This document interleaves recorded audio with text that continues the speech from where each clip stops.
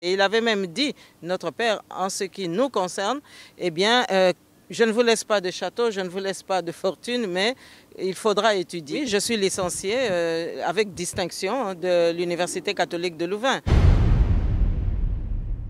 Eh bien, il fallait avoir en face du MPR un bloc, sinon aussi consistant, ou en tous les cas plus consistant que le parti unique.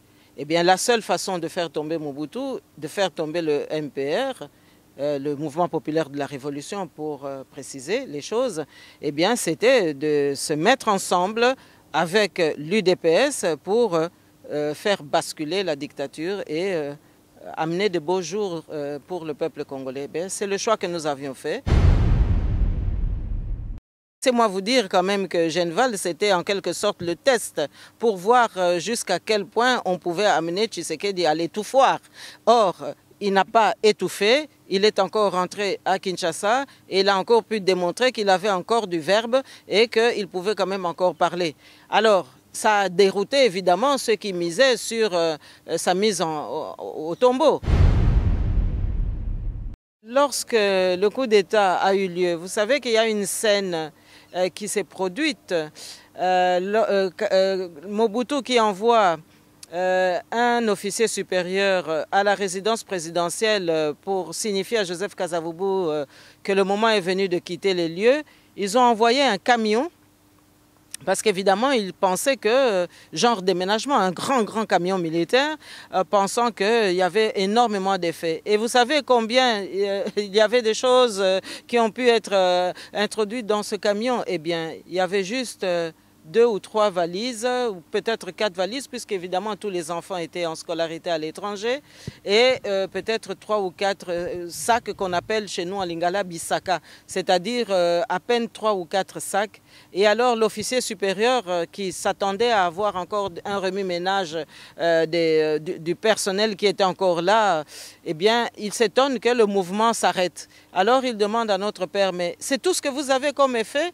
Alors mon père dit, mais oui, c'est tout. Le camion était donc quasi vide. Alors mon père lui dit, mais non, l'officier lui répond, mais il y a encore beaucoup d'effets à l'intérieur. Alors mon père répond, il dit, mais non, tout ça ce sont des biens de l'État.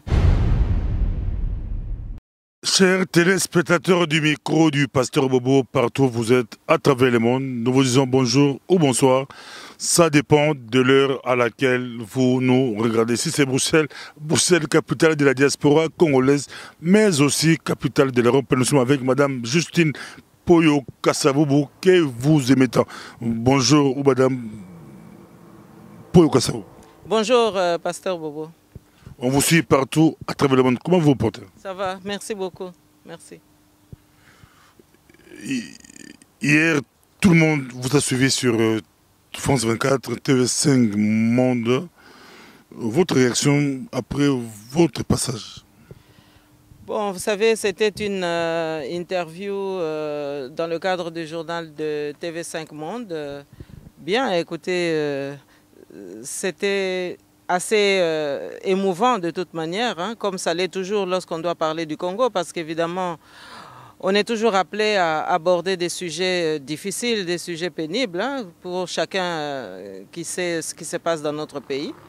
Donc j'en suis sorti assez réconforté quand même de constater qu'il y a un intérêt de plus en plus grand sur les questions qui préoccupent notre pays. Et pour cela, je trouve que c'était vraiment une très belle opportunité qui nous a été donnée de pouvoir parler du Congo à une échelle peut-être encore plus large. Vous déclarez que vous, comme chef des armées, vous allez garantir la sécurité de tout le monde. Il y a beaucoup d'ethnies, beaucoup de tribus. Madame Justine Poyo Kasavubu, comme chef suprême des armées, vous allez garantir. Mais oui, vous savez que lorsqu'on concourt pour l'intérêt supérieur du pays et lorsque les circonstances vous permettent d'exercer la magistrature suprême, eh bien vous n'êtes pas simplement chef d'État, mais vous êtes également chef des armées. Et donc cela veut dire que vous avez pour mission de garantir non seulement l'intégrité du territoire, mais vous avez aussi l'obligation, le devoir constitutionnel de garantir la protection de toutes les composantes ethniques de la République. Bien sûr, c'est une préoccupation, un devoir qui devra être assumé en temps utile et nous espérons bien que nous pourrons aboutir à cette échéance-là. Nous continuons avec notre programme, la biographie de ceux qui nous dirigent ou de tout le monde qui voudrait bien diriger le Congo. Votre biographie, nous en avons besoin. Quelle est votre biographie? On est avec Madame Justine Pau-Kassabou qui a accepté de faire l'exercice là par rapport à sa biographie. Madame Justine Pau-Kassabou, 1965, Mobutu prend le pouvoir. C'est votre père qui était président de la République. À l'époque, si je pourrais paraphraser l'agence du France 24, votre père n'était pas n'importe qui. Mobutu prend le pouvoir par un coup d'État. Où étiez-vous cette période? Essayez un peu de nous expliquer par rapport aussi à vous, parce qu'on parle de vous, de votre biographie.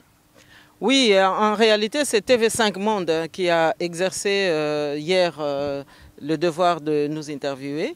Et donc voilà, effectivement, donc, en 1965, le président Joseph Kasavubu est démis de ses fonctions. Le coup d'État de Mobutu, c'était vraiment une trahison. Moi, j'ai reçu cela lorsque j'étais aux études en Suisse à ce moment-là. C'est ma directrice qui m'a annoncé la nouvelle le matin. Et j'ai senti en moi un coup de poignard. Vraiment, c'était quasi charnel. Parce que je me rappelais à ce moment-là toutes ces allées et venues auxquelles moi j'ai assisté quand j'étais un peu plus jeune, quelques mois auparavant, entre 60 et 65, lorsque les visites qui avaient lieu en dehors du bureau présidentiel de Kalina, donc au Mont Stanley. Et évidemment, Mobutu était parmi aussi ceux qui fréquentaient la résidence présidentielle. Alors, pourquoi est-ce que j'ai ressenti cela comme une trahison? Mais parce que le président Joseph Kasavubu avait vraiment le sentiment qu'il devait traiter tous les jeunes qui montaient comme des fils, et parce qu'il fallait aussi leur montrer qu'on leur faisait confiance. Et Mobutu est parmi ceux qui, dans notre armée nationale congolaise, a pu bénéficier de l'estime et de la considération que notre père avait vis-à-vis de tous ceux qui étaient appelés à exercer de nouvelles fonctions. Et donc, ce coup d'État qui venait de manière vraiment inattendue, parce que tous ces pays africains qui ont accédé à l'indépendance ne pouvaient évidemment pas s'imaginer qu'il pourrait y avoir un complot plus tard et que les choses se passeraient autrement que les élections et les échéances démocratiques ordinaires. Ah donc voilà, c'est un coup d'État qui nous a vraiment fait mal, d'autant plus que nous devions apprendre que nos parents étaient retenus au camp Tchachi pendant plusieurs jours, puisque le maréchal, celui qui deviendra maréchal ou qui s'auto-proclamera maréchal quelques années après, avait estimé qu'il fallait absolument vérifier s'il ne fallait pas donner l'exemple en décapitant Kasavubu parce qu'il aurait commis des crimes économiques ou parce qu'il aurait détourné les deniers de l'État. Or, il n'en était rien et donc c'était la relégation qui l'attendait. Et donc voilà, c'est un moment très difficile qui donne une nouvelle dimension à une conscience. Et jeune que j'étais, j'ai tout de suite compris que le monde ne serait plus comme avant. Et il ne me restait qu'une seule chose à faire, c'est de m'accrocher à mes études. Parce que là, c'était du concret. Et là, au moins, j'avais le sentiment que je pouvais encore faire plaisir à mon père, parce qu'il n'était pas encore mort et que j'avais quand même encore des devoirs d'exactitude à lui soumettre chaque fin d'année scolaire. En 1965, vous vous retrouvez en Suisse. En Suisse, je crois que c'est un peu plus tôt, vers les années 62, je crois. Vous êtes déjà en Suisse après l'indépendance. Vos parents vous ont envoyé en Suisse et que les coups d'État de Mobutu vous a trouvé là-bas. Mais maintenant, par rapport à vos études, votre école, c'était quel lycée? La particularité du lycée, vous faisiez quoi? Qu'avez-vous retenu par rapport à cette période où vous êtes à l'école? Alors, voilà, j'ai fréquenté l'Institut international Le Roset. C'est l'école qui résume tout mon séjour en Suisse. Mais je dois tout de suite vous dire que chaque fin d'année scolaire, nous retournions au Congo. Et donc, il n'y avait pas une rupture totale ou définitive avec le pays. Et donc, j'ai fréquenté l'Institut international Le Roset, qui se trouve à Rolle, entre Genève et Lausanne. Eh bien, ce que j'ai retenu dans cette école, c'est évidemment une école pour la vie. Pourquoi? Parce que d'abord, c'est une école, oui, où on peut se sentir comme enfant privilégié parce que c'était fréquenté par des enfants de familles bien nés, des princes. Je vous fais observer que Sa Majesté le roi Baudouin et son frère le roi Albert II ont tous deux, en leur temps, fréquenté aussi cette école. Hein. Vous savez qu'eux, ils avaient vécu l'exil pendant quelque temps en Suisse lorsque la Belgique connaissait leur crise dans les années 40-50. Et donc, voilà, il y a aussi le Shah d'Iran qui est passé par cette école. Il y a des familles d'Arabie Saoudite qui sont passées, le cheikh Yamani qui fut le premier ministre du pétrole du royaume saoudien. Et donc c'est une école qui réunit aussi, qui réunissait beaucoup d'enfants d'industriels américains. Et donc c'est une école cosmopolite qui m'a donc permis de m'ouvrir sur le monde. D'autant plus que dans l'organisation de cette école, il y avait chaque fois à Pâques un mois de congé pendant lesquels l'école organisait des excursions à travers le monde. C'est ainsi que j'ai eu la chance de visiter l'exposition internationale d'Osaka en 1970. Ça nous a amenés en Iran, ça nous a amenés au Japon, en Thaïlande, à Hong Kong. Et donc voilà, nous avons visité tous ces pays. Et donc voilà, c'est une école qui m'a donné toute la dimension aussi de l'humilité. Parce que venant d'Afrique, je voyais des enfants de princes, des enfants de rois, des enfants d'industriels qui en fait avaient tout. Et moi qui venais d'un pays dont le père venait de subir un coup d'État, qui venait de tout perdre, et en tous les cas pour lesquels l'espoir devenait quelque chose d'hypothétique, il fallait donc se créer son propre espoir. Je voyais tous ces enfants bien nés s'acharner quand même aussi à étudier. Alors je me suis posé la question un jour, je me suis dit, mais qu'est-ce qui peut faire que des enfants qui n'ont pas besoin de se préoccuper de leur avenir parce qu'ils ont tous, les parents ont des biens et que l'héritage est assuré sur le plan matériel, sur le plan financier, qu'est-ce qui peut les pousser à s'acharner aux études? Eh bien, j'ai compris à ce moment-là qu'il ne suffisait pas d'avoir un nom, qu'il ne suffisait pas d'avoir une fortune, mais qu'il fallait aussi mettre une plus-value à cette fortune parce que lorsque on ne met pas de plus-value, lorsqu'on ne produit pas soi-même son propre effort, eh bien, le patrimoine aussi disparaît petit à petit. Et donc, il y a une notion de valorisation ou de revalorisation que j'ai apprise dans cette école et qui m'a servi beaucoup par la suite. Donc, je me sens très honorée, très privilégiée d'avoir pu fréquenter le Roset et puis aussi d'avoir été initiée à la culture aussi de l'éducation par le sport, l'éducation par la santé, puisque c'est une école qui mettait un très grand accent à l'exercice physique, au sport de toute nature, aussi bien au sport d'hiver qu'au sport d'été. Et chaque enfant pouvait s'y donner selon ses aptitudes. Donc c'est une école avec une éducation vraiment complète, mais avec cette capacité aussi de stimuler les jeunes à aller toujours plus loin. Et vous avez terminé l'école secondaire en Suisse? Oui, j'ai passé mon baccalauréat français parce qu'évidemment, à l'Institut international Le Roset, nous avions la possibilité de suivre la scolarité selon le programme français, c'est-à-dire arriver jusqu'au baccalauréat, ou le programme suisse, la maturité suisse, et même les programmes anglo-saxons, c'est-à-dire les O-level, les A-level, etc., qui vous permet ensuite d'aller dans les universités dans ces différents pays. Et donc, j'ai passé mon baccalauréat, oui, à l'Académie de Grenoble, plus exactement.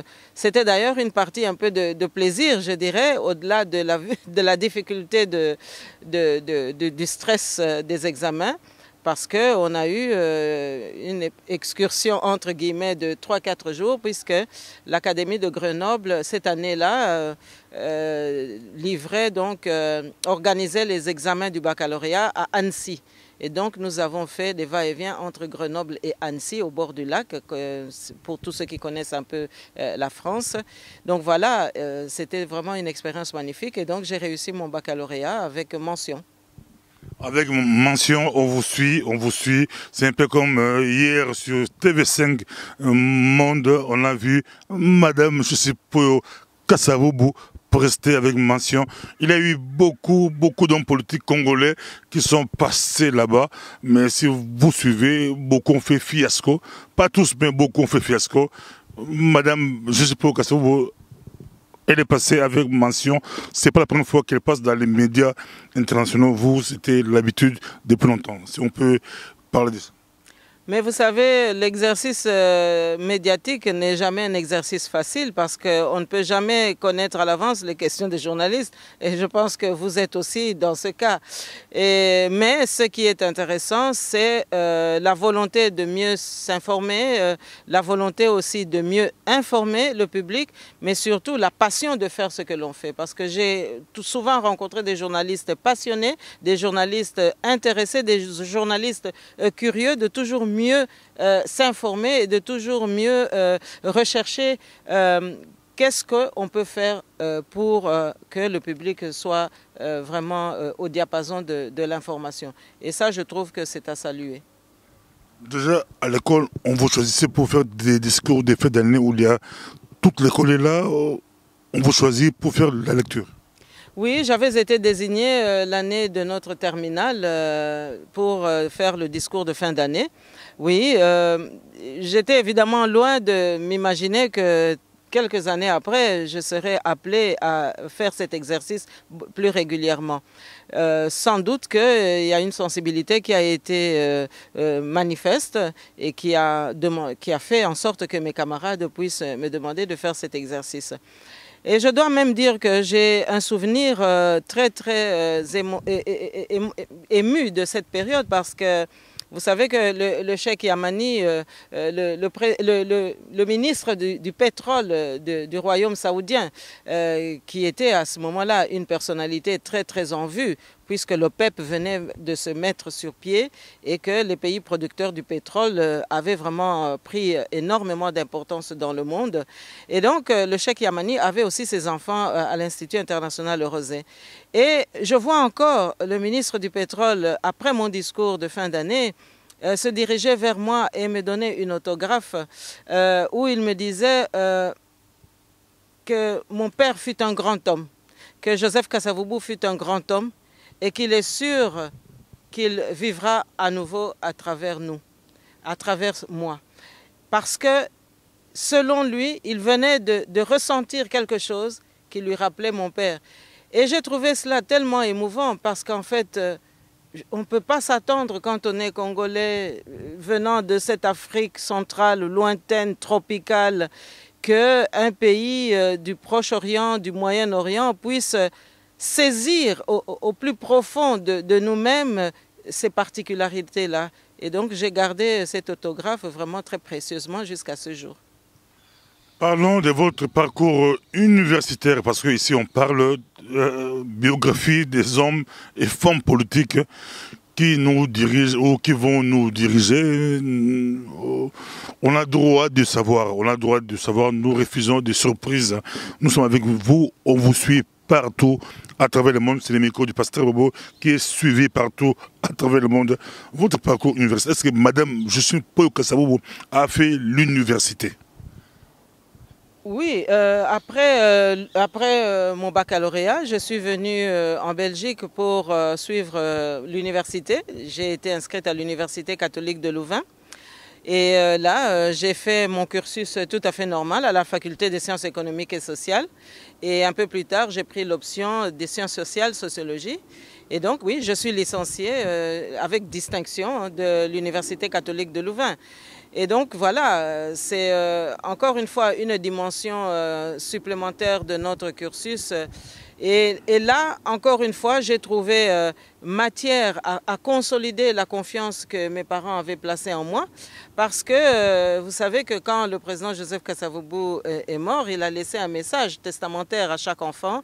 Et dans le message pour chaque enfant, il y avait l'exhortation à faire des études. Et il avait même dit, notre père, en ce qui nous concerne, eh bien, je ne vous laisse pas de château, je ne vous laisse pas de fortune, mais il faudra étudier. Et les enfants, celui qui étudiera, eh bien, je serai avec lui. Et donc voilà, et je pense que lorsque un homme meurt, lorsqu'un papa meurt et qu'il laisse un testament, eh bien, ça a de la valeur parce que lorsqu'on s'y applique, lorsqu'on s'y consacre, eh bien, il y a tout de même des résultats. Et moi, je sens toujours mon père tout près de moi. Il n'est jamais loin, il est toujours près de moi. Il est même en moi, je pense. Votre travail de fin d'études, était basé sur quoi? Écoutez, en tant que sociologue, évidemment, j'ai pris un sujet qui concernait un petit peu le boom économique de l'époque. Hein. Là, nous sommes au milieu des années 70. C'est bien dans ces années-là. Le boom économique ici en Europe, c'était le développement du tourisme, c'était le développement de l'usage du temps libre. Comment est-ce que dans une société, on peut au mieux établir l'équilibre entre la nécessité de travailler, mais aussi la nécessité d'entretenir la vie de la famille par des temps de repos. Et donc, j'avais consacré mon travail de fin d'études sur la recherche de l'équilibre entre l'exigence du travail et la nécessité de donner un équilibre pour la vie et pour la santé et pour les loisirs aussi occasionnellement. En quelle année vous terminez l'université? Mais vous savez, l'année de la femme, c'était consacré par les Nations Unies en 1975. Et donc, moi, je suis sortie de cette promotion-là. C'est aussi l'année où je suis entrée à l'Organisation des Nations Unies, à Genève, où j'ai travaillé au HCR, au Haut Commissariat pour les réfugiés, en tant qu'administrateur chargé des programmes. Et là, on m'avait affecté à la section Afrique centrale. Donc, vous voyez déjà que nous étions déjà dans notre élément, déjà là, lors de cette première expérience professionnelle. Et je dois dire que mon passage aux Nations Unies a été une expérience, bien que brève, mais c'était une expérience très, très enrichissante parce que du coup, j'entrais dans le monde et du coup, je comprenais aussi un peu mieux les vicissitudes qui ont vraiment mis notre pays en étau et qui ont aussi conduit notre pays dans tous ces marasmes que nous avons pu vivre. Parce que quand on est aux Nations Unies, évidemment, c'est le monde entier qui est là. Et on comprend un peu mieux les choses, mais on mesure aussi la complexité des choses. On comprend aussi mieux comment est-ce que des décisions ne peuvent pas être prises immédiatement. Pourquoi est-ce que ça prend du temps? Et donc, c'est une lourde machine. Et bien qu'il y ait plusieurs agences des Nations Unies, on comprend beaucoup mieux pourquoi est-ce que tout cela est nécessaire. Mais il faut aussi se souvenir que toutes ces organisations qui sont reliées aux Nations Unies ont été mises en place, surtout après la Deuxième Guerre mondiale, pour préserver la paix dans le monde, pour donner plus de gages de progrès dans le monde. Bon, mais nous sommes aussi dans un monde d'hommes et donc rien n'est parfait. Mais c'est l'objectif, c'est le fil rouge et je suis aussi assez heureuse d'avoir pu bénéficier de cette expérience-là. Donc le HCR a été pour moi un tremplin tout à fait important pour la suite de ma vie et la suite aussi de ma carrière. Donc vous terminez l'université, vous travaillez au HCR au niveau des Nations Unies.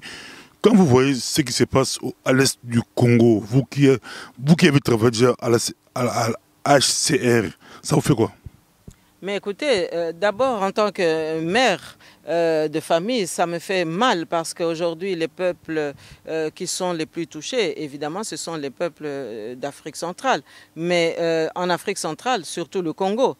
Et je dirais même que je souffre dans mon cœur, je souffre dans ma chair parce qu'aujourd'hui vous avez vu que nous sommes victimes d'occupation. et que notre pays est à la proie de prédateurs africains, dont le Rwanda et l'Ouganda, qui servent des intérêts qui sont autres que des intérêts d'Afrique. Et donc, ce qui se passe à l'est de notre pays dépasse tout entendement. Et donc, là, on prend conscience, si ça n'était déjà le cas, que on ne connaît jamais assez les hommes. Et qu'on n'est jamais assez prudent non plus, parce que le Congo aujourd'hui souffre de son excès d'hospitalité. Nous avons été trop bons, trop ouverts, et pourtant les Nations Unies nous le recommandent, parce que le HCR, c'est justement chercher des portes pour pouvoir placer ceux qui sont dans la vulnérabilité. Mais nous voyons que lorsque un pays est mal gouverné ou lorsque ce sont les égoïsmes qui règnent, eh bien, on ne se préoccupe plus de l'intérêt général des populations. Et lorsqu'on délaisse cet intérêt général, eh bien, à ce moment-là, on laisse aussi la place à ceux qui ont des agendas diaboliques de venir s'implanter. Et c'est malheureusement ce que nous vivons aujourd'hui au Congo. Alors, je dirais aussi que, à notre décharge, il y a une responsabilité déficitaire de la communauté internationale qui, en tant que conscience du monde, en tant que, quelque part, gendarme du monde, eh bien, s'est aussi livré à quelques complicités en son sein pour ne pas assumer ses responsabilités, justement, à cet égard. Car on ne peut pas comprendre qu'un pays comme le Congo, où il y a une présence onusienne de plus de 20 000 hommes, et bien qu'on ne puisse pas garantir la paix à toutes ces populations qui sont menacées, notamment à l'est de la République. Donc ça montre bien que, depuis la Deuxième Guerre mondiale jusqu'à aujourd'hui, les Nations Unies, oui, c'est un idéal de paix. Mais la paix est toujours à conquérir, à reconstruire ou à construire là où elle n'existe pas. Et donc, si les hommes sont défaillants, eh bien évidemment, la paix aussi prend un grand coup. Et nous vivons aujourd'hui des drames absolument épouvantables, notamment à Béni, les plus récents pour ce qui concerne notre pays. Mais je dirais là aussi que nous interpellons maintenant de plus en plus la communauté internationale pour qu'elle assure son rôle. Car si elle ne le fait pas, ça voudrait dire qu'en son sein, eh bien, il y a des complices. Parce qu'on ne peut pas aujourd'hui avoir l'excuse de ne pas savoir. Parce que les moyens de communication sont tels que tout se sait partout, pratiquement à la minute. Et donc là où il y a des populations abandonnées, là où des populations se sentent non assistées, eh bien il y a des responsabilités. Et il faut maintenant les dénoncer pour qu'on mette fin à toute cette tragédie. Vous quittez le HCR et puis directement vous débarquez à Bruxelles. Vous intégrez l'UDPS. Parlez un peu de la période UDPS. Bon, le parcours n'est pas aussi rapide. Hein. J'ai eu à me marier, j'ai pu aussi fonder une famille. J'ai 4 enfants, comme ceux qui me fréquentent le savent. Et donc, c'est un cheminement. J'ai commencé à écrire des livres et progressivement à m'engager en politique. Et j'adhère à l'UDPS. Avant l'UDPS, oui. Vous écrivez des livres. Je rappelle que vos enfants ont presque tous fini l'université. Mais oui, parce que vous savez que l'héritage du président Joseph Kasavubu, c'est une exhortation à faire des études. Et donc, je me suis employée à répercuter aussi cette exhortation à mes enfants et à me consacrer aussi à cela pour mes enfants. Parce que, contrairement à nous qui avions à affronter les incertitudes d'un jeune État qui devenait indépendant, avec toutes ces rébellions que nous avons connues en 1964 et puis le coup d'État, etc. Donc nous n'avons pas eu le bonheur de vivre constamment avec nos parents. Il y a eu des moments où nous étions éloignés d'eux.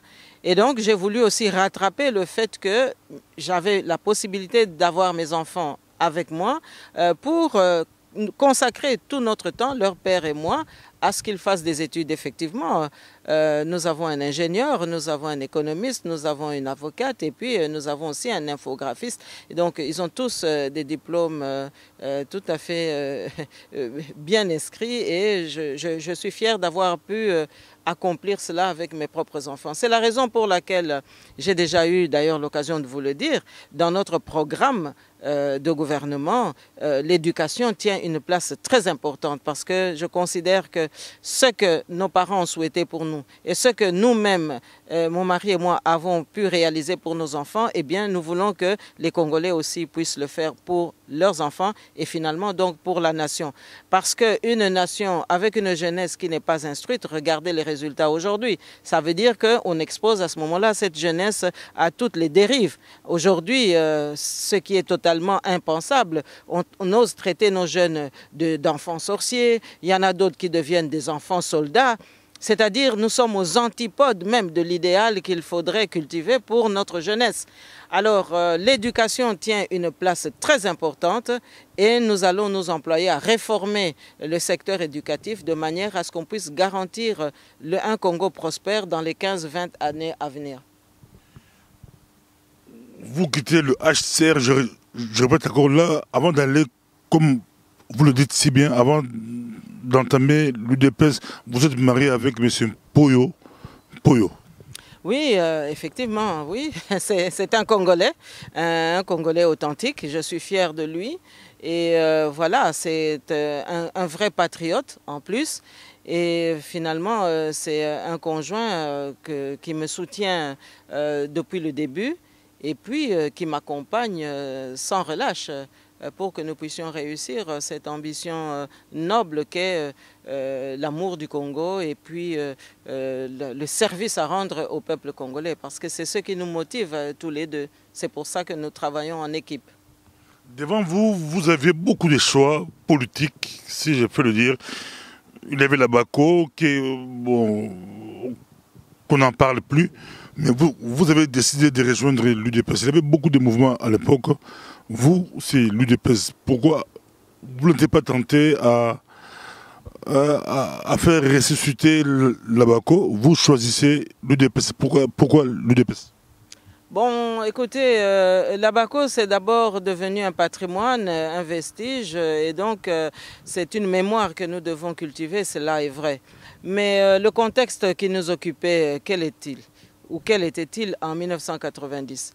Eh bien, nous avons vu un dictateur tout-puissant, après avoir été soutenu pendant tant d'années, et puis après avoir pris le prétexte que la confrontation Est-Ouest en Afrique centrale devait passer par le maintien du Congo dans le giron occidental, mais avec comme outil la dictature.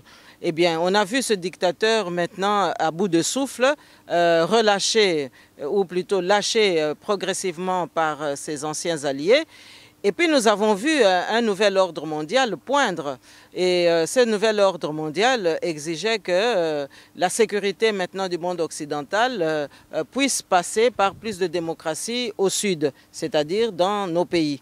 Et donc, on a vu des processus de démocratisation se mettre en place et les oppositions avoir beaucoup plus d'accessibilité et de visibilité par rapport au réseau de communication. Alors, au Congo, effectivement, Mobutu était mis en difficulté par l'UDPS et notamment le directoire de l'UDPS, parce qu'à ce moment-là, l'UDPS était dirigé par un directoire.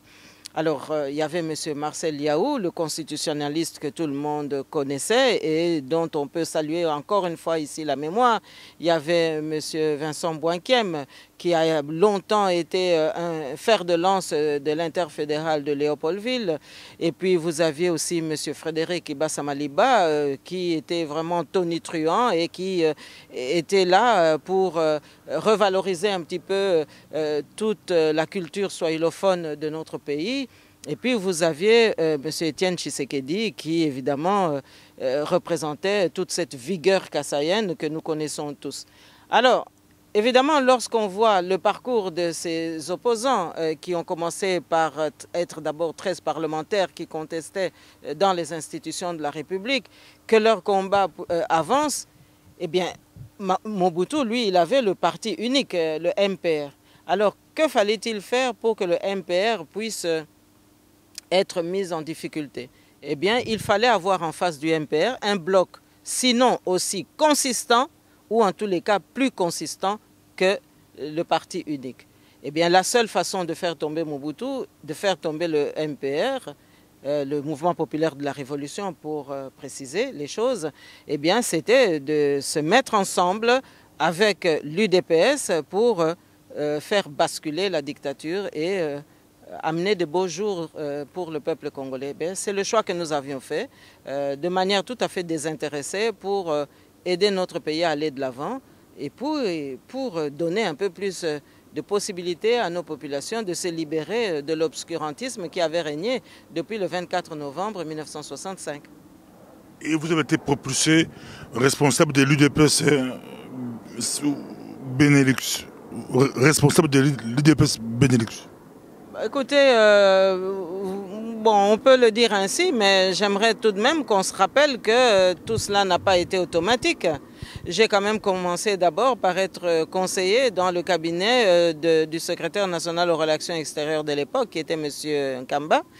Et puis ensuite, lorsque lui-même était appelé petit à petit à assumer d'autres responsabilités, parce qu'il faut savoir qu'il était un militant de terrain, eh bien, je suis devenue représentante et ensuite j'ai occupé la fonction effectivement de secrétaire national aux relations extérieures de l'UDPS, oui, c'est ça. Kabila Père arrive, vous quittez l'UDPS, vous travaillez avec Kabila Père comme ministre fonction publique. Oui, écoutez, j'ai pris mes responsabilités. Je n'avais pas abandonné l'UDPS, mais j'avais pris une orientation bien claire, bien définie et qui avait été aussi explicitée en temps et en heure. Vous savez, j'ai toujours expliqué cette évolution en disant que vous êtes né dans une famille, mais vous n'êtes pas condamné à rester des enfants. Les enfants grandissent et à un moment donné, ils prennent aussi leurs responsabilités pour assumer leur propre cheminement. Mais lorsque l'enfant quitte le berceau familial, eh bien, il n'abandonne pas les parents. Bien au contraire, tant qu'il reconnaît ses parents, eh bien, il reste en connexion avec la grande famille congolaise, la grande famille de l'opposition. Et donc, au moment où Mobutu tombe et que, pour des raisons multiples, M. Etienne Tshisekedi n'est pas à la gouvernance du pays, oui, nous avons fait le choix d'accepter la fonction de ministre de la fonction publique du travail et de la prévoyance sociale. Et quelque temps après, ministre résident, ambassadeur plénipotentiaire à Bruxelles. Donc voilà, mais il faut savoir que là encore, nous ouvrons une page qui sera une très grande déchirure pour nous, parce que Mobutu tombe dans de très mauvaises conditions. La passation de pouvoir n'a pas eu lieu, comme elle n'avait pas eu lieu lorsque Mobutu avait fait son coup d'État. C'était un coup d'État, mais il n'y avait pas eu de remise et reprise. Et ici, encore une fois, Mobutu tombe, il n'y a pas de remise et reprise digne de ce nom. Et donc, lorsque Kabila arrive, c'est en réalité une avancée par la voie militaire, par la voie de la rébellion. Et lorsqu'il arrive au pouvoir, il est accompagné de ses alliés, ceux qui aujourd'hui occupent notre pays, les Rwandais et les Ougandais. Alors, je ne pense pas qu'il y avait beaucoup de monde à l'époque pour penser que les Rwandais et les Ougandais venaient avec un autre agenda que celui du Congo. En tout cas, Laurent Désiré Kabila, ce que je crois savoir, eh bien, croyait contenir le leadership de son pays et le moment venu, demander la facture aux Rwandais et aux Ougandais et de les remercier de l'avoir aidé. Parce que dans sa vision, me semble-t-il, il fallait qu'on fasse partir Mobutu par tous les moyens, mais cela ne voulait pas dire qu'on devait sacrifier la souveraineté de notre pays. Et on a bien compris cela lorsque, à un moment donné, Laurent Désiré Kabila prend ses dispositions, eh bien, il s'ensuit quelques difficultés. Alors, pour ce qui me concerne, j'ai été nommé ministre, mais j'ai eu énormément de difficultés parce que cette dualité entre les alliés et Laurent Désiré Kabila ne nous a pas permis à nous, Congolais, vraiment de nous exprimer. Et chaque fois que je pouvais prendre des initiatives de souveraineté, des initiatives régaliennes, eh bien, c'était sans le savoir. En réalité, ce sont des informations qui tombaient à Kigali. Et voilà comment l'infiltration du pays a commencé. J'ai dénoncé cela un certain 23 mars ou 19 mars 1998 dans une conférence de presse ici à Bruxelles. Et ça m'a coûté vraiment beaucoup de difficultés parce que possible de continuer parce que l'emprise des Rwandais et des Ougandais devenait de plus en plus pressante, de plus en plus oppressante. Et donc, moi, je devais tirer les conséquences et démissionner.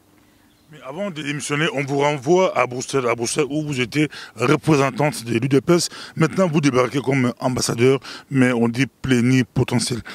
Même rang que ministre, c'était une façon de vous écarter ou c'était vous honorer, selon vous-même.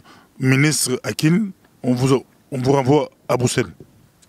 Non, ce n'était pas une manière de m'écarter. Vous savez que lorsque Laurent Désiré Kabila commence un peu à s'asseoir, il lui est pratiquement interdit, entre guillemets, d'ouvrir les frontières. Et la politique avec laquelle ses alliés le conduisaient, c'était de fermer les frontières, d'être un marxiste pur et dur, hein, selon la tradition des vieilles écoles communistes, et donc de se venger de la mort de Lumumba et d'en vouloir au monde entier. C'était un peu cette agressivité-là qui accompagnait ses alliés.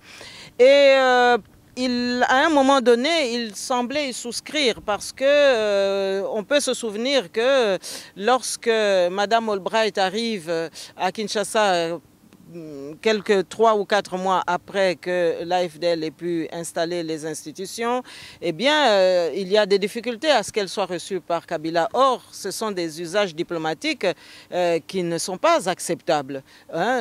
Un ministre des Affaires étrangères représente la puissance de son pays et normalement, son interlocuteur, c'est aussi le chef de l'État du pays qu'elle visite. Et donc, tout cela, c'était des doubles langages, c'était des doubles politiques des alliés qui inspiraient Laurent Désiré Kabila et ça l'a amené à commettre des fautes considérées comme des fautes graves. Et donc, lorsque moi, il m'envoie ici à Bruxelles, en fait, c'est une décision de souveraineté. Il montre par là qu'il s'affranchit de ses alliés rwandais qui, au contraire, le confinaient à l'isolement, hein, en prétendant que c'était au contraire une sorte de force. Non, c'était l'isolement. Et donc, lorsque, dans un colloque singulier avec lui, Laurent Désiré Kabila accepte de m'accréditer à Bruxelles, eh bien, moi, je lui dis, je pense, camarade président, que nous devons absolument développer les relations nouvelles avec les anciennes puissances, notamment coloniales, la Belgique et l'Europe, parce qu'on ne peut pas obtenir le développement du Congo seul. Vous devez avoir un dialogue avec nos partenaires traditionnels. Il l'avait bien compris et c'est la raison pour laquelle la décision de m'accréditer à Bruxelles a été prise vraiment en pleine conscience et en pleine responsabilité et en dehors de toute interférence rwandaise et ougandaise. Et ça a heurté les alliés de Laurent Désiré Kabila. De sorte que lorsque j'arrive à Bruxelles, eh bien, les ministres rwandais du gouvernement vont s'employer à compliquer l'accompagnement dont je devais bénéficier parce que les diplomates qu'on va m'envoyer, dans un premier temps, ce ne sont pas des diplomates pour faire la mission. De servir l'État. Mais c'est beaucoup plus une mission pour me contrôler, pour me manipuler et finalement pour me neutraliser. Évidemment, ça ne pouvait pas durer longtemps et voilà, on passe les détails, mais je démissionnerai.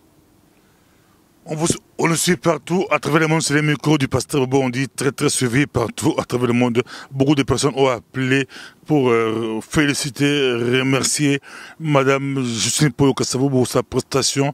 Elle défend le Congo plus que beaucoup de personnes. Elle sait parler là où ça fait mal aux adversaires du pays, où on dit notre pays est occupé aux occupants du pays.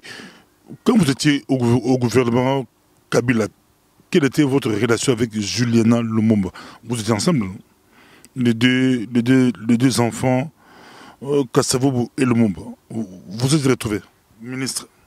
Mais oui, nous nous sommes retrouvés de la même manière que Patrice Emery Lumumba, que nous appelions toujours Papa Patrice, et mon père, s'étaient reconnus comme partenaires lorsque nous avons accédé à l'indépendance. Et donc, lorsque Laurent Désiré Kabila prend le pouvoir et qu'il commence vraiment à asseoir son gouvernement, eh bien, il appelle Juliana Lumumba, avec qui je m'entends très très bien. Nous sommes très proches et chaque fois que nous nous voyons, nous nous rendons service mutuellement. Et donc, c'est une fille tout à fait charmante, tout à fait ouverte.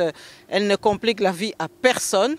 Elle est peut-être un petit peu exubérante parce qu'elle a la passion de ce qu'elle fait. Donc voilà, mais c'est une fille tout à fait gentille, tout à fait abordable et donc on s'entend très bien. Il n'y a absolument aucun nuage entre nous deux.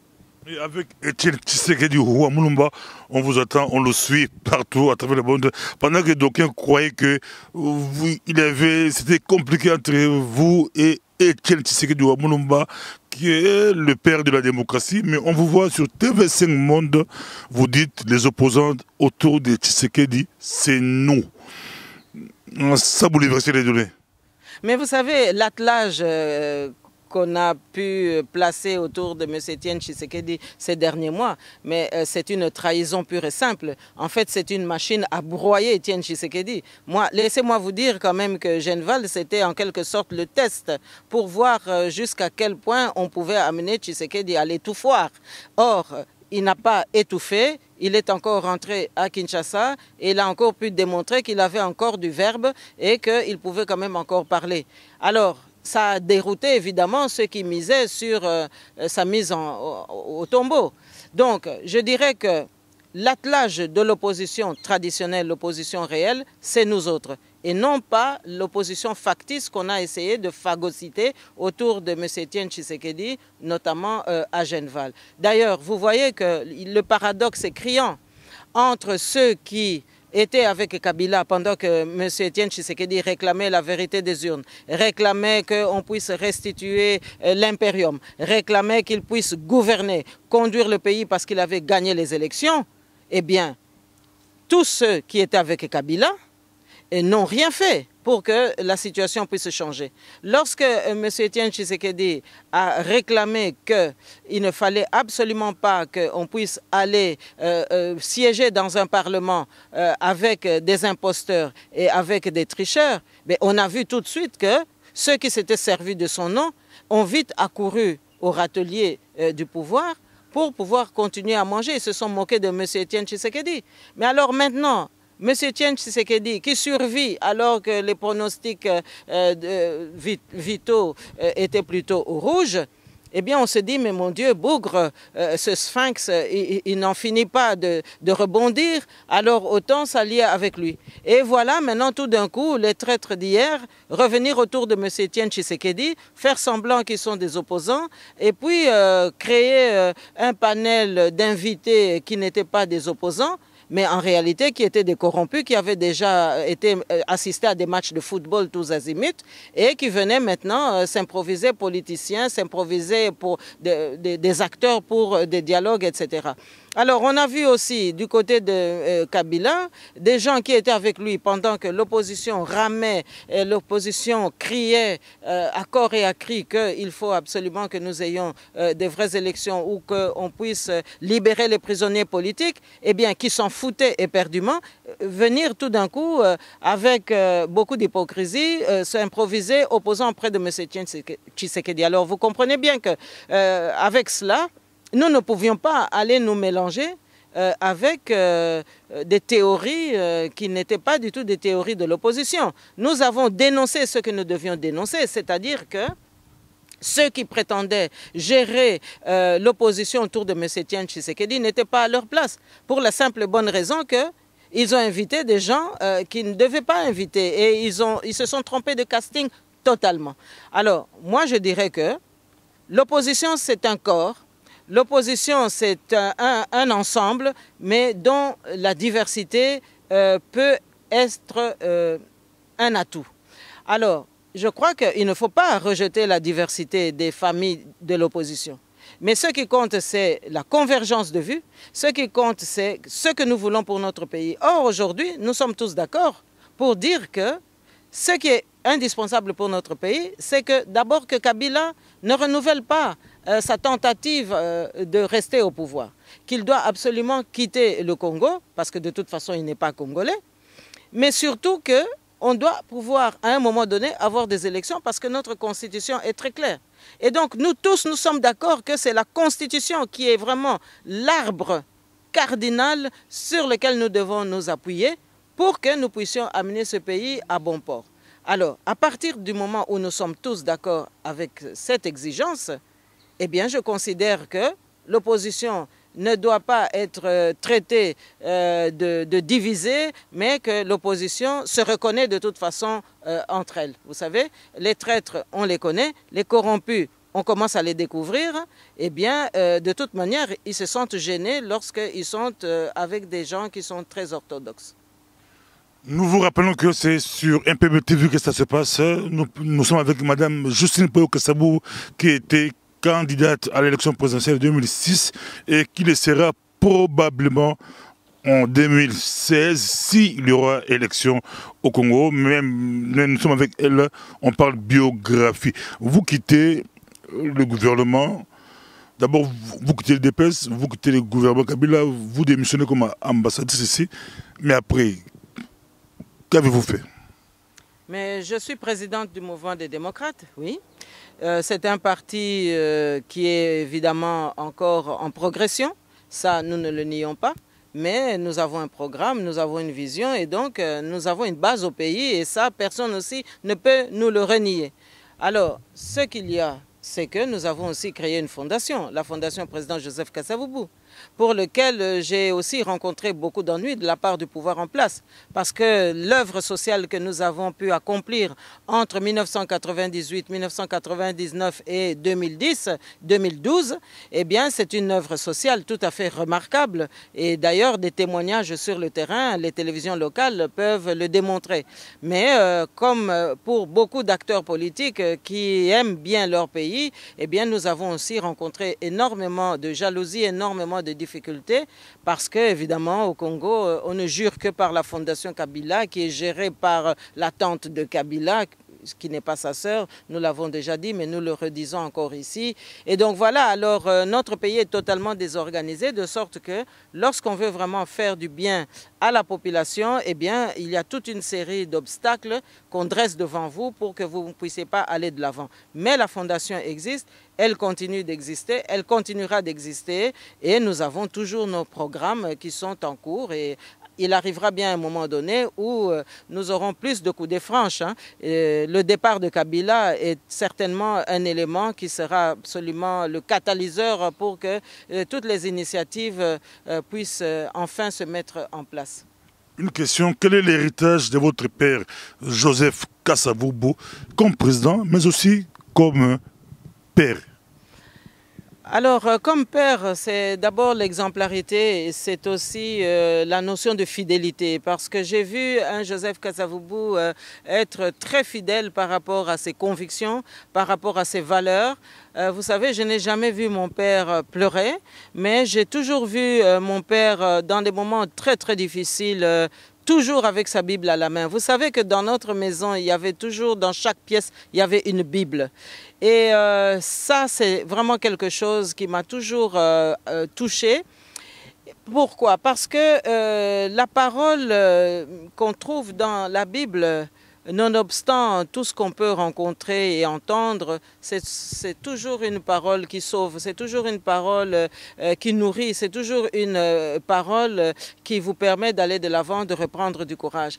Et donc cet exemple-là ne m'a jamais quitté. De la même manière que j'ai vu un Joseph Kasavubu être un père très attentionné, mais un homme aussi au destin brisé. C'est un homme brisé, c'est un homme martyrisé, c'est un homme sacrifié. Et par rapport à ces images-là, laissez-moi vous dire que j'ai pu aussi mesurer à quel degré l'homme congolais pouvait aussi être capable d'être méchant. Parce que lorsque le coup d'État a eu lieu, vous savez qu'il y a une scène qui s'est produite. Mobutu qui envoie un officier supérieur à la résidence présidentielle pour signifier à Joseph Kasavubu que le moment est venu de quitter les lieux. Ils ont envoyé un camion Parce qu'évidemment, ils pensaient que, genre déménagement, un grand camion militaire, pensant qu'il y avait énormément d'effets. Et vous savez combien il y avait des choses qui ont pu être introduites dans ce camion? Eh bien, il y avait juste 2 ou 3 valises, ou peut-être 4 valises, puisqu'évidemment tous les enfants étaient en scolarité à l'étranger, et peut-être 3 ou 4 sacs qu'on appelle chez nous en Lingala bisaka, c'est-à-dire à peine 3 ou 4 sacs. Et alors l'officier supérieur qui s'attendait à avoir encore un remue-ménage du personnel qui était encore là, eh bien il s'étonne que le mouvement s'arrête. Alors il demande à notre père, mais c'est tout ce que vous avez comme effet? Alors mon père dit, mais oui, c'est tout. Le camion était donc quasi vide. Alors mon père lui dit, mais non, l'officier lui répond, mais il y a encore beaucoup d'effets à l'intérieur. Alors mon père répond, il dit, mais non, tout ça ce sont des biens de l'État.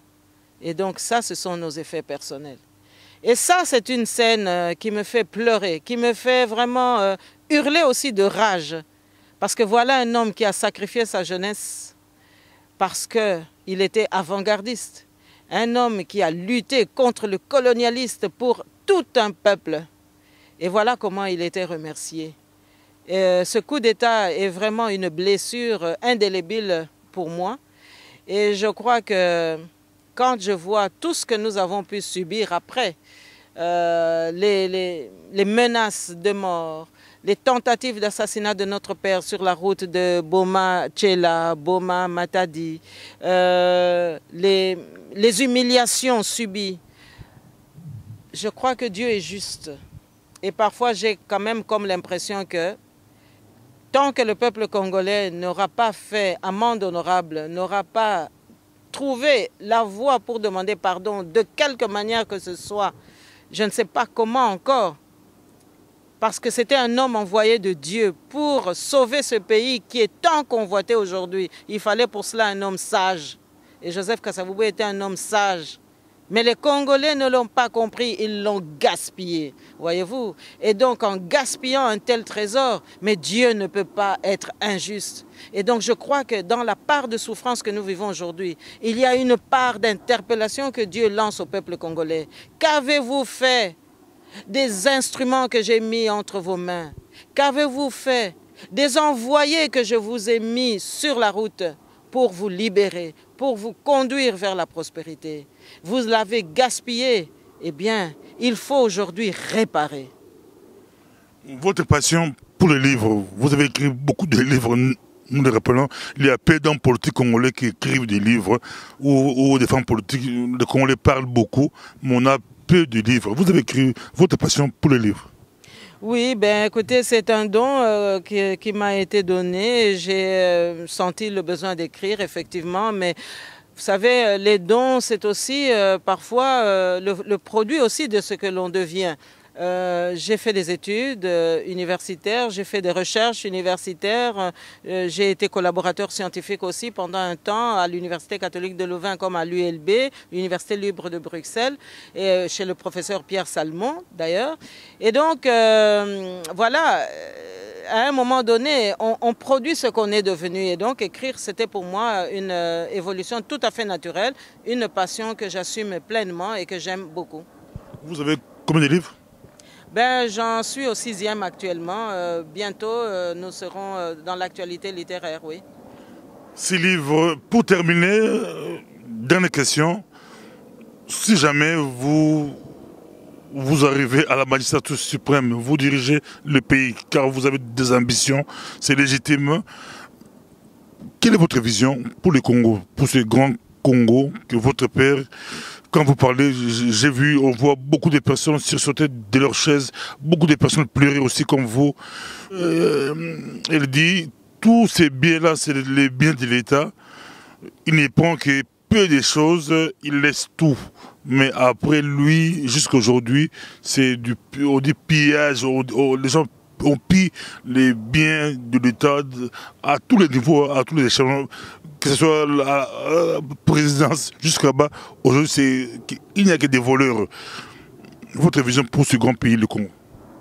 Mais vous avez aussi donné dans votre analyse la raison pour laquelle notre pays est dans l'incurie totale et qu'aujourd'hui nous sommes dans cette grave crise que nous traversons. C'est-à-dire que les valeurs fondamentales de l'éducation, les valeurs fondamentales du respect de l'autre, les valeurs fondamentales aussi de la bonne gouvernance ont totalement volé en éclats.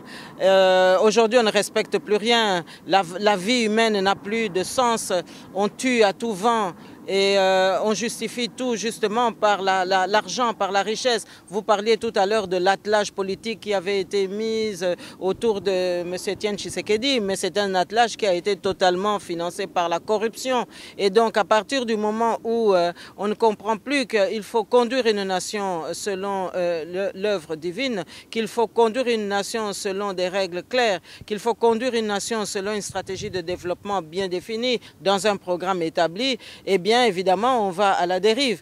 Et donc à partir de ce moment-là, que voulez-vous que moi je vous dise? Eh bien la vision pour le pays. Mais c'est d'abord une ambition. Que devra être le Congo dans 20 ans, dans 30 ans? Il ne faut pas concevoir une politique à court terme. Aujourd'hui, le Congo, pour s'en sortir, devra élaborer des politiques à moyen et à long terme. Et ces politiques-là exigent que nous puissions mettre des secteurs prioritaires. Parce qu'à partir du moment où on sait ce qui est de plus urgent, la santé, l'éducation, les infrastructures, l'économie, la bonne gouvernance, et alors à ce moment-là, nous pouvons évidemment bien conduire le pays. Mais cela veut dire aussi que les valeurs humaines, le droit, l'état de droit devra être respecté. Parce que pour que le peuple congolais puisse s'en sortir, il faudra créer des emplois. Mais pour créer des emplois, il faudra un état de droit et une justice indépendante. Donc c'est tout un canevas de considération et d'action qu'il va falloir mettre en place et que nous avons déjà pu exprimer lors de nos conférences pour sensibiliser l'opinion nationale et internationale sur nos intentions. Eh bien c'est tout ce canevas d'exigences qui sont absolument nécessaires pour que le pays aille de l'avant. Donc, à partir du moment où on assume des fonctions régaliennes, où on assume la haute charge de l'État, eh bien, l'obligation, c'est d'abord de sauvegarder l'intégrité territoriale du pays. Et nous aurons à cœur justement de mettre de l'ordre dans ce domaine, et nous aurons aussi à cœur, si cela n'est fait encore à ce moment-là, de mettre un terme à l'invasion dont notre pays est victime, de mettre un terme à l'infiltration dont nos institutions sont aussi l'objet, de manière à ce que les Congolais se sentent chez eux, pleinement en possession de leur destin pour l'avenir de leurs enfants. Merci beaucoup, ça c'était votre mot de la fin. Ça a été un plaisir pour nous d'avoir Madame Justine Poyo Kassaboubou. Vous l'avez suivi, vous venez de suivre sa biographie. Vous le dirigez le pays, acceptez l'exercice, passez à l'exercice, au moins les Congolais sauront d'où vous venez, qui êtes-vous, vos parents, vos études, qu'avez-vous fait, qu'avez-vous dirigé, vous n'avez même pas dirigé, même une petite entreprise, mais rien, même pas une petite boutique de coin, directement vous voulez devenir président, oui c'est bon, mais il faut quand même avoir un parcours. On a besoin, on a le droit de savoir, les Congolais ont le droit de savoir. Aujourd'hui c'était avec Madame Justine Poyo Kassaboubou, vous venez de suivre, universitaire, elle a été ministre, ambassadrice, elle a dirigé, elle a fait beaucoup de choses et elle dirige un parti politique. Merci beaucoup.